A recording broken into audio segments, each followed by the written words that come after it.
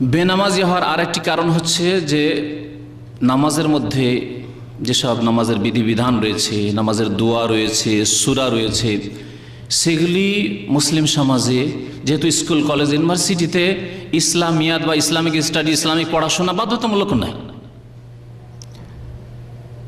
এমন কিছু নাই। যদি নাও পড়ে ইসলামিক সাবজেক্ট কোনো জায়গায় আছে, কোনো জায়গায় নেই, আর যদি নাও পড়ে এমন কিছু নেই। ও BA-MA পাশ করে ডাক্তার ইঞ্জিনিয়ার হয়ে যাবে, ওই আত্মাহাত মুখস্থ নেই, কোনো ব্যাপার নয়। সে ডাক্তার হয়ে গেছে, ইঞ্জিনিয়ার হয়ে গেছে, প্রফেসর হয়ে গেছে, ইউনিভার্সিটি লেকচারার হয়ে গেছে, কিন্তু এসব জরুরি নয় তার জন্য। সুতরাং এগুলো শিখে দিছে, জানে না, এসব মুখস্থ নেই। নামাজের কথা মাঝে মধ্যে খেয়াল আসলো, বাবা মা পড়ে, কেউ বলে, বড়রা বলে, কখনো খেয়াল আসলে দেখে যে আমার তো সূরা মুখস্থ নেই, আমার তো আত্মাহাত মুখস্থ নেই, আমার তো দুরূদ ইব্রাহিম মুখস্থ নেই।